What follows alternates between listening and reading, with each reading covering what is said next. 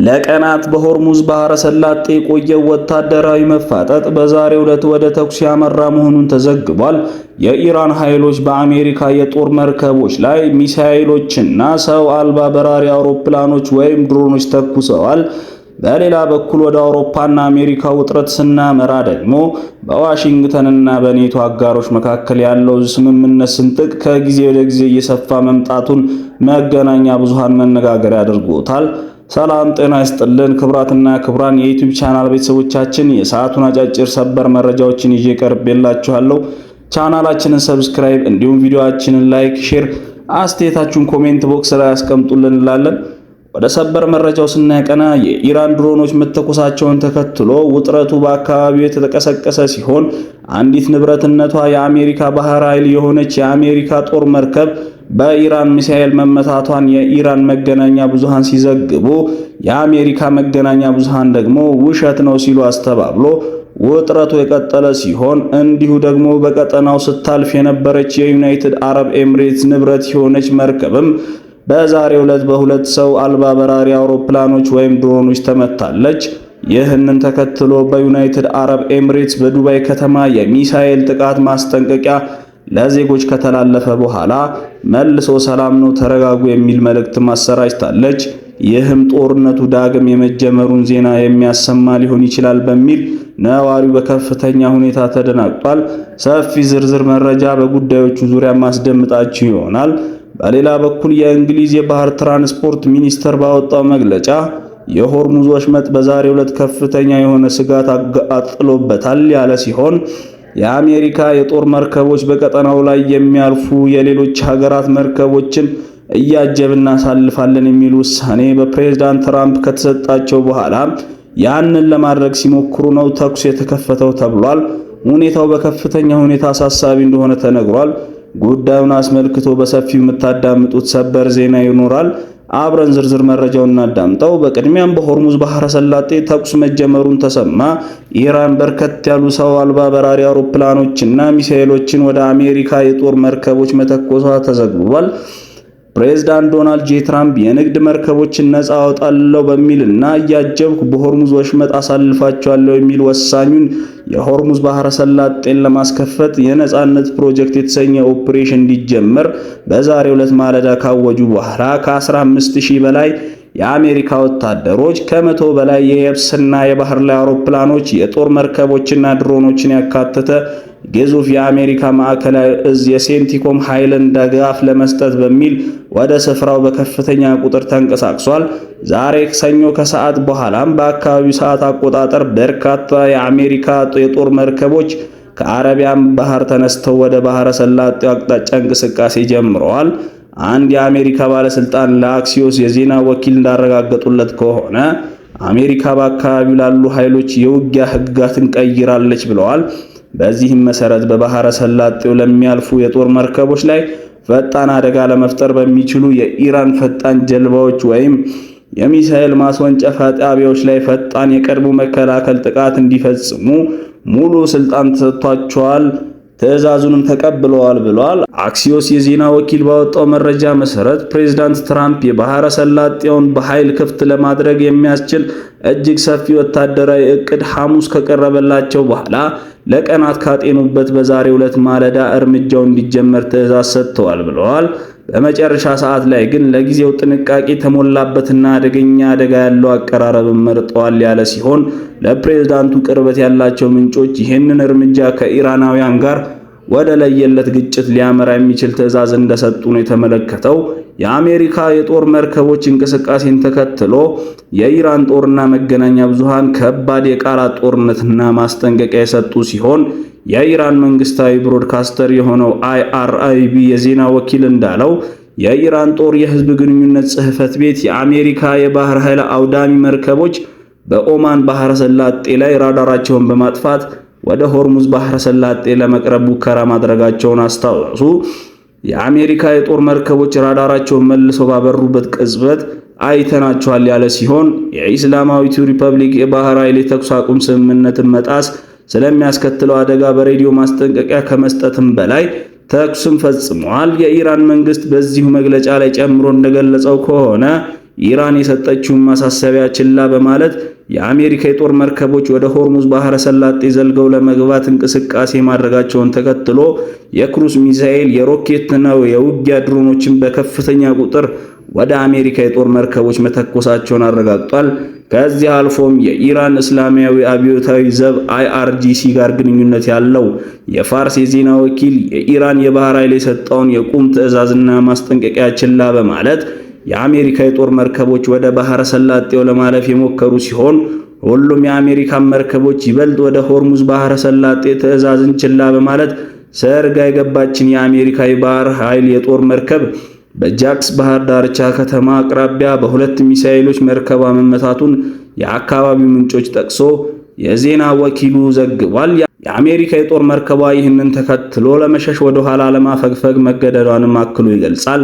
የኢራን አብዮታዊ ዘብ የአሜሪካ የጦር መርከብ መትቻለው ወደ ኋላ እንዲሸሹም አድርጌያለሁ በማለት ያወጣውን መግለጫ ተከትሎ የአሜሪካ ማዕከላዊ እዝ ሴንቲኮም የኢራንን ክስ አጥብቆ ከማስተባበልም በላይ የተፈጠረው ነገር ውሸት ነው ሲል አስተባብሏል።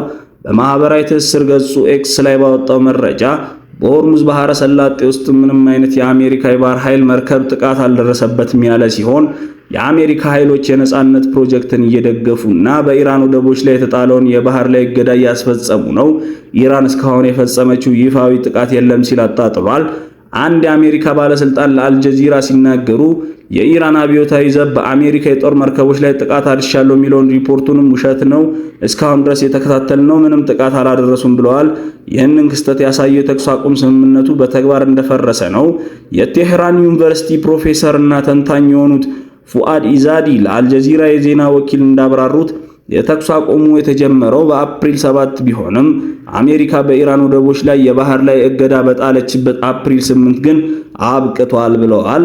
በዓለም አቀፍም ሆነ በአሜሪካ ሕግ መሰረት እገዳ እንደ ጦርነት እርምጃ ደረጃ ነው የሚቆጠረው ሲሉም አክለዋል። ከድርድሩ 24 ሰዓታት በፊት አሜሪካ በኢራን መርከብ ላይ ተኩሳ እንደነበርና እንደ ባህር ወንበዴዎችን መርከቦችን አግታለች ሲሉ ገልጸዋል። የሆርሙዝ ባህረ ሰላጤ ተኩስ መሰማቱን ተከትሎ የተባበሩት አረብ ኤምሬትስም የተኩሱ ሰለባ ሆናለች።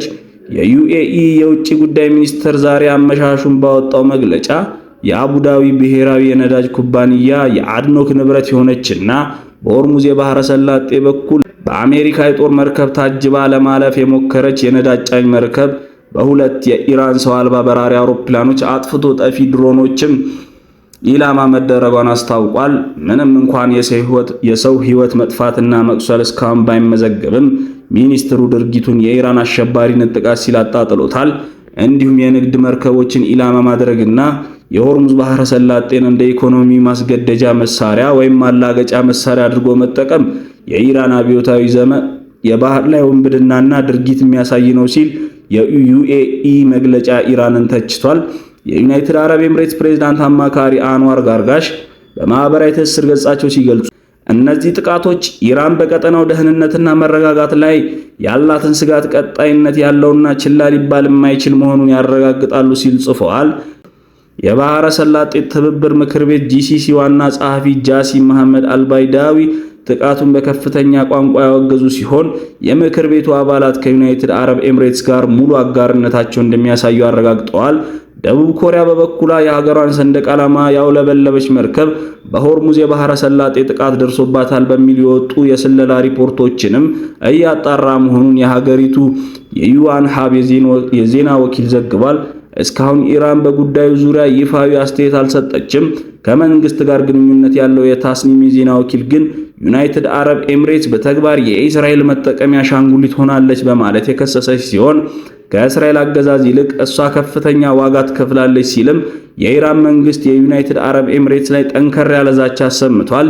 ይህ በእንዲህ እንዳለ የዩኤኢ ዜጎችን ለማስጠንቀቅ በሚል ለመጀመሪያ ጊዜ ፈጣን ሞባይል ስልክ የድንገተኛ አደጋ ማስጠንቀቂያ መልእክቶችን ወይም የሚሳኤል ለመላው ህዝብ ልካለች። የዜና ወኪሎች የአይን እማኞችን ጠቅሰው እንደዘገቡት ከሆነ የአሜሪካና የኢራን ተኩስ አቁም ከተጀመረ ወዲህ ለመጀመሪያ ጊዜ በዛሬው ዕለት የተላከው የሚሳኤል ተኩስ ማስጠንቀቂያ የኤምሬት ነዋሪዎችን ሊኖር ስለሚችለው የሚሳኤል ስጋት ተነግሯቸው በአፋጣኝ ደህንነቱ የተጠበቀ ቦታ እንዲያቀኑና ተጨማሪ መረጃዎች ከዩኤኢ መንግስት እንዲጠብቁ ታዘዋል።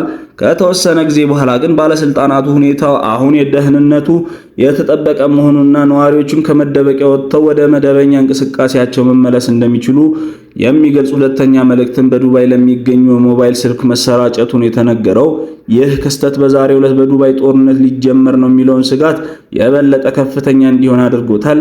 በሌላ በኩል የግብጽ መንግስት ባወጣው ይፋዊ መግለጫ እንዳስታወቀው በሆርሙዝ ባህረ ሰላጤ ላይ በነበረች የዩኤኢ ንብረት የሆነች የነዳጅ ጫኝ መርከብ ላይ የተሰነዘረውን ግልጽና እኩይ ጥቃት አጥብቀን እንቃወማለን ያለ ሲሆን ግብጽ ይህንን ድርጊት የዓለም አቀፍ የነጻ አሰሳ መብትን የሚያረጋግጡና ዋስትና የሚሰጡ ዓለም አቀፍ ህጎችን መርሆችን በግል የጣሰ እጅግ አሳፋሪ የኢራን ጥቃት ነው ሲል ኮንኖታል።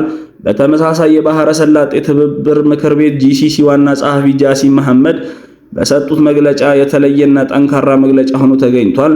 በሆርሙዝ ባህረ ሰላጤ በማለፍ ላይ በነበረችና የአቡዳቢ ብሔራዊ የነዳጅ ኩባንያ ንብረት በሆነችው የኢምሬት ነዳጅ ጫኝ መርከብ ላይም የተፈጸመው ከዳተኛና አሳሳጅ ጥቃት በከፍተኛ ቃላት የሚወገዝና ያለ እርምጃ የማይታለፍ ሲሉ ጠንካራ መግለጫ ሰጥተዋል።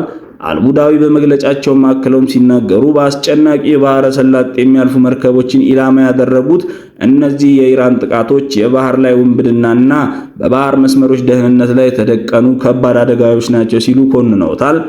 የዩኤኢ ቀደም ሲል እንዳስታወቀችው የአድኖክ መርከብ በባህረ ሰላጤ ውስጥ ኢላማ ብትደረግም በሰው ሕይወት ላይ የደረሰ ጉዳት እስካሁን ስለመኖሩ አላረጋገጥኩም ብላለች። ሆኖም የነዳጅ ጫኟ መርከብ ላይ የደረሰው ጉዳት መጠን በግልጽ እስካሁን አልታወቀም ተብሏል። መርከቧ በባህር መስመሩ ለማለፍ በአሜሪካ ጦር እየተመራች ካለው አዲሱ የነጻነት ፕሮጀክት ጋር ቅንጅት አድርጋም በአሜሪካ የጦር መርከብ ታጅባ ስታልፍ እንደነበረም ተመልክቷል።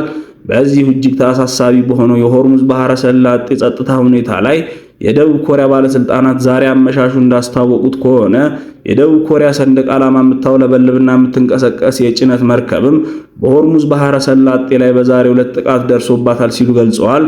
መርከቧ ላይ የተፈጸመውን ጉዳት ለማወቅ የደቡብ ኮሪያ መንግስት ከፍተኛ ጥረት እያደረገ መሆኑን የደቡብ ኮሪያ ዜና ወኪል የሆነው ዩንሃብ ዘግቧል። የኮሪያ ሄራልድ ጋዜጣ የደቡብ ኮሪያ ባለስልጣናትን ጠቅሶ እንዳስነበበው ደግሞ ይህች የደቡብ ኮሪያ የጭነት መርከብ በሆርሙዝ ባህረ ሰላጤ ውስጥ በውጫዊ ግጭት ወይም ምት የተመታች ቢሆንም ይህ ሆን ተብሎ የተሰነዘረ ጥቃት ነው ሲል ገልጾታል። የባህር ውስጥ ፈንጂ ይሁን እስካሁን በግል ያልታወቀም ዩንሃብ አክሎም በሲኦል የሚገኘው የውጭ ጉዳይ ሚኒስቴር ስለ ሪፖርቶቹ ግንዛቤ እንዳለውና በክስተቱ ዙሪያ ባወጣው አጭር መረጃ በመርከቧ ላይ ጉዳት ከመድረሱ ውጪ በደቡብ ኮሪያ ዜጎች ላይ የደረሰ የአካል መግደልም ሆነ የህይወት መጥፋት አደጋ እንደሌለ ገልጸዋል።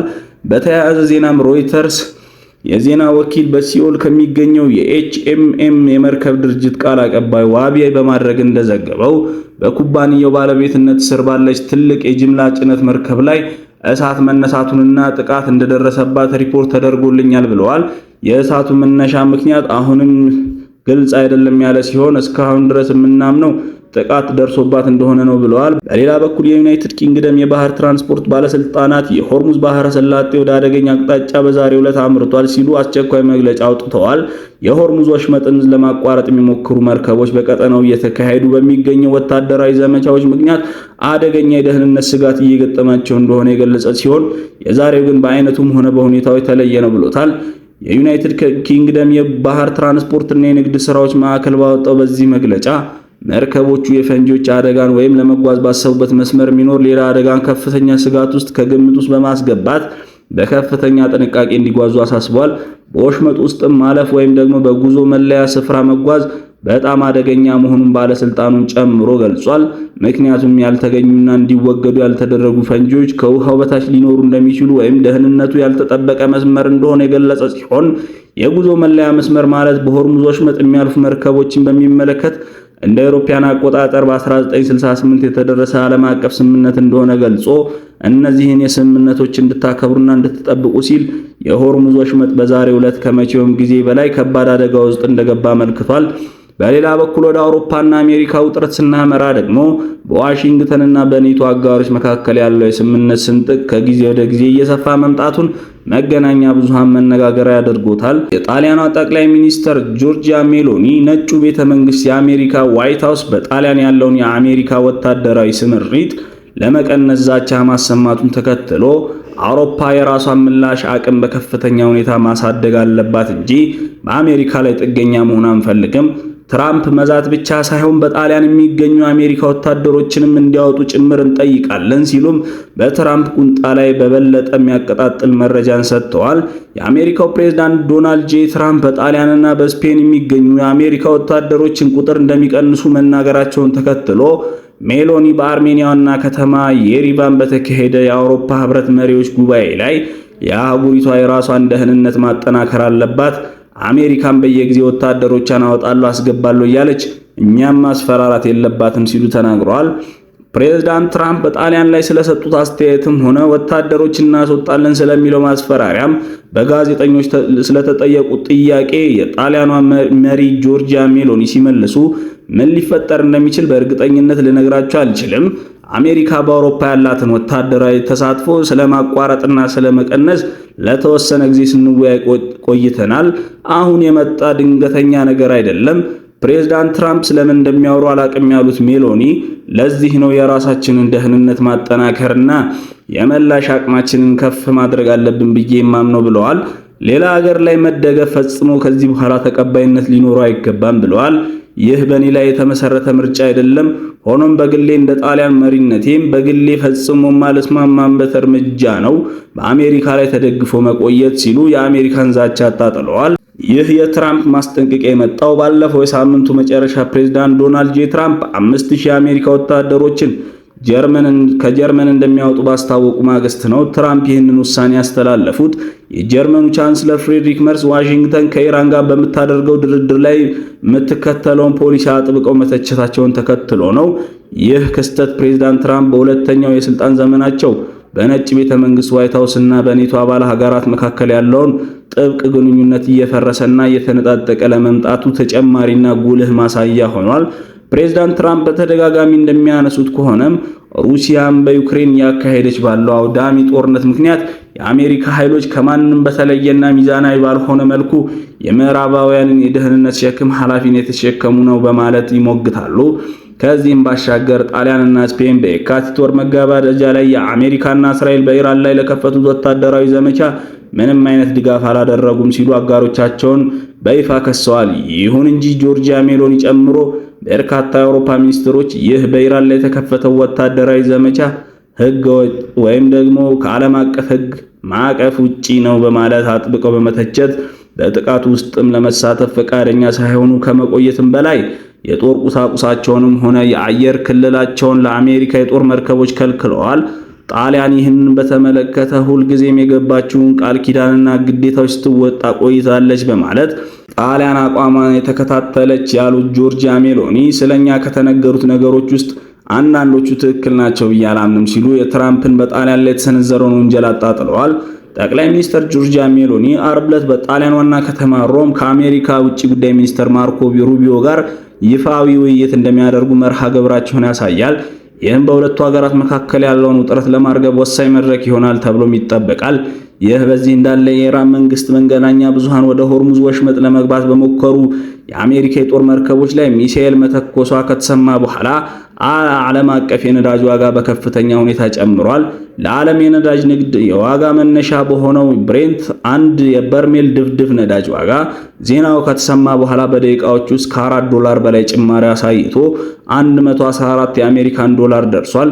ይህም በዕለቱ የነዳጅ ዋጋ ላይ ከ5% በላይ ጭማሪ አስከትሏል።